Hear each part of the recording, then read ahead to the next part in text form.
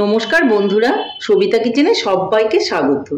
আজও আমি আরও একটা রেসিপি নিয়ে হাজির হয়ে গেছি। আজ আমি বানাবো ঝিঙে পোস্ত। ঝিঙে পোস্ত কিন্তু খেতে ভীষণই ভালো লাগে। এই সময় কিন্তু ঝিঙেটা মার্কেটে খুবই পাওয়া যায়, আর আপনারা মার্কেট থেকে এনে এই ঝিঙে পোস্তটা বাড়িতে বানিয়ে ফেলুন আমার রেসিপিটা ফলো করে, আর আপনারা সবাই মিলে খান। দেখুন কতটা সুন্দর হয়েছে। রান্না করাটাও খুবই সহজ আর খেতেও ভীষণ ভালো। এই ঝিঙে পোস্ত আপনি ভাত, রুটি, পরোটা সব কিছুর সঙ্গেই কিন্তু খেতে পারবেন। বাচ্চারাও এইভাবে ঝিঙে পোস্ত করে দিলে কিন্তু খেতে ভীষণ পছন্দ করবে। তাহলে আর বেশি দেরি না করে আপনারা ঝটপট দেখে ফেলুন যে আমি এই ঝিঙে পোস্তটা কি করে বানালাম।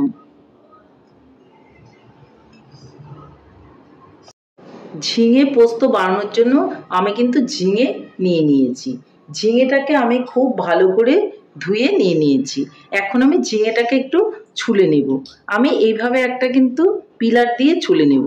আপনারা ইচ্ছে করলে কিন্তু বটি বা ছুরি দিয়েও ছুলে নিতে পারেন। দেখুন আমি এটাকে ছুলে নিচ্ছি। যেদিকে একটা কাটা কাটার মতো রয়েছে দেখবেন, সেই জায়গাটার থেকেই কিন্তু আমি এটাকে ছুলে নেব। টোটাল ঝিঙেটাকে পুরোপুরিভাবে কিন্তু আমি ছুলে নেব না, একটু একটু চোচাগুলো রেখে দেব।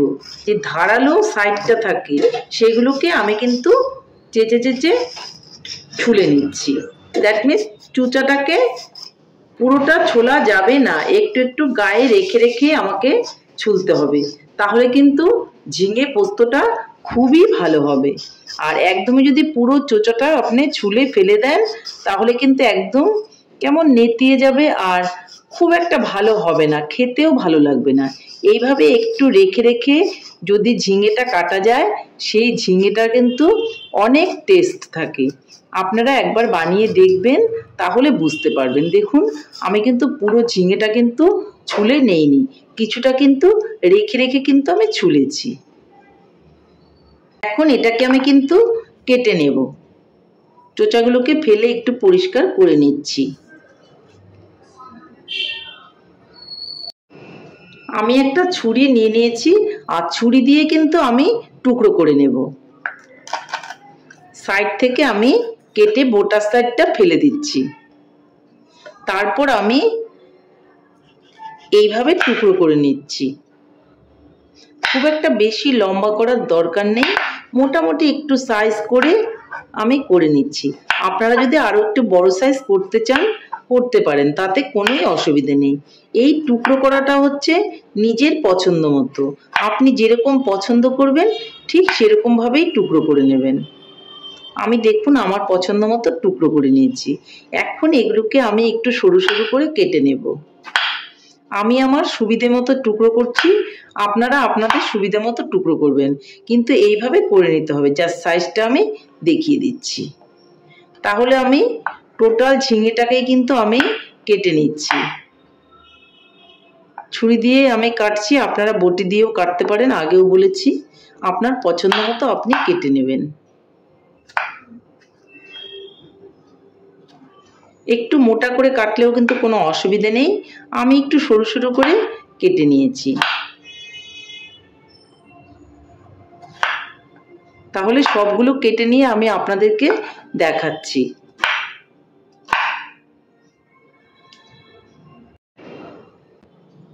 দেখুন আমি কিন্তু সবগুলো ঝিঙে কেটে নিয়েছি। একটা ঝিঙে আমি কেটেছি, অনেকটা হয়েছে। আরও একটা ঝিঙে আমি ব্যবহার করিনি, এটা দিয়ে অন্য একটা কিছু আমি ঘরে করে নেব। আমি যেহেতু ঝিঙে পোস্ত করব, যার জন্য কিন্তু পোস্ত অবশ্যই লাগবে। দেখুন আমি কাঁচা লঙ্কা আর পোস্ত একসঙ্গে বেটে নিয়েছি। তাহলে এখন আমি চলে যাচ্ছি উনানের দিকে। আমি এদিকে একটা উনানে কড়াই বসিয়ে দিয়েছি। কড়াইয়ে দিয়ে দিব আমি তেল।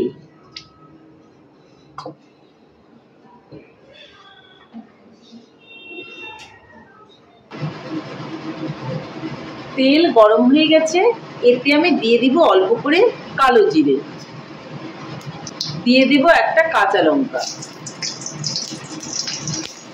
এর মধ্যে আমি ঝিঙেগুলো এখন দিয়ে দেব। ঝিঙেটা কিন্তু অবশ্যই ধুয়ে কাটবেন। ঝিঙে থেকে প্রচন্ড পরিমাণে জল বেরোয়, যার জন্য কিন্তু ঝিঙেটা ধুয়ে কাটলেই বেশি রান্না করতে ভালো লাগে।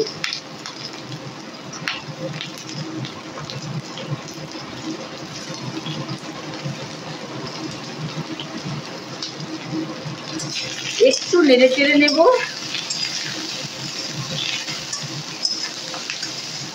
আগে একটু ভেজে নেব। এখানে এখনই যদি লবণ দিয়ে দিই তাহলে ঝিঙে থেকে কিন্তু আরো বেশি করে জল বেরোতে থাকবে, যার জন্য আমি আগেই কিন্তু একটু ভেজে নেব, পরে আমি লবণটা এখানে অ্যাড করব। তাহলে আমি একটু আগে ভেজে নিচ্ছি।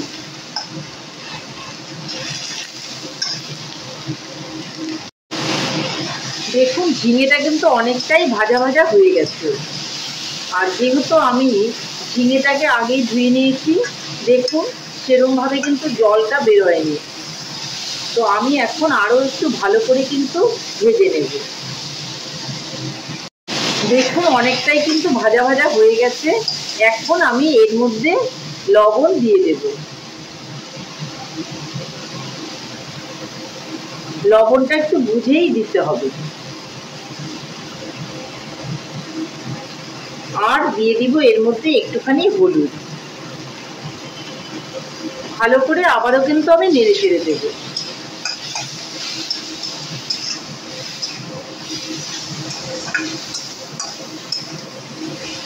দেখুন কি সুন্দর করে ভাজাটা হয়ে গেল, অথচ জলটাও কিন্তু সেরকম ভাবে বেরোলো না। ঝিঙেটাকে অবশ্যই আগে ধুয়ে তারপর কাটবেন, আমি বারবার করে আপনাদের বলছি।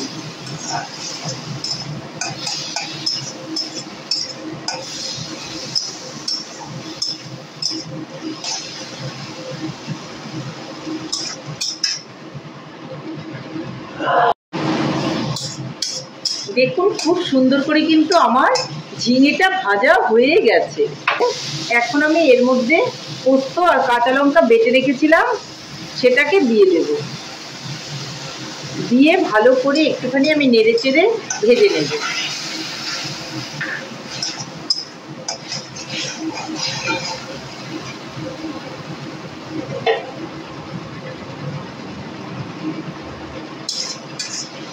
আমি বাটিটা ধুয়েও কিন্তু একটু জল এখানে দিয়ে দেব।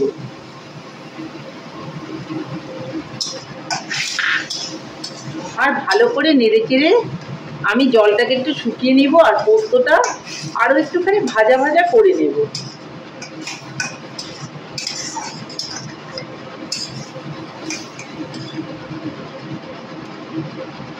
এর মধ্যে আমি এখন একটু মিষ্টি দিয়ে দেব। আমি কিন্তু চিনি দিচ্ছি না, এর মধ্যে আমি দিয়ে দিচ্ছি গুড়। আপনারা ইচ্ছে করলে এখানে চিনি ব্যবহার করতে পারেন।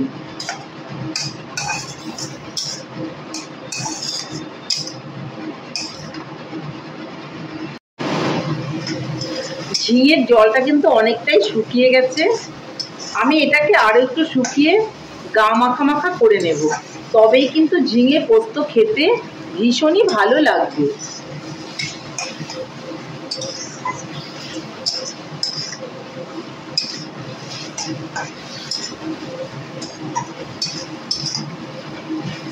ফাইনালি আমার ঝিঙে পোস্ত কমপ্লিট। এখন আমি নামানোর আগে এর মধ্যে দিয়ে দিব অল্প করে সর্ষের তেল।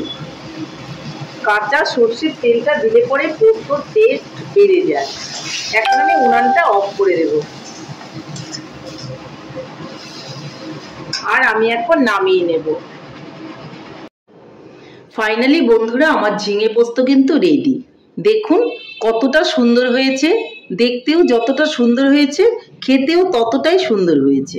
তাহলে বন্ধুরা আমার রেসিপিটা কেমন লেগেছে? আমার রেসিপিটা যদি আপনাদের ভালো লাগে তাহলে লাইক শেয়ার কমেন্ট করতে ভুলবেন না। আর আপনি যদি আমার চ্যানেলের নতুন বন্ধু হয়ে থাকেন তাহলে চ্যানেলটা সাবস্ক্রাইব করার অনুরোধ রইল।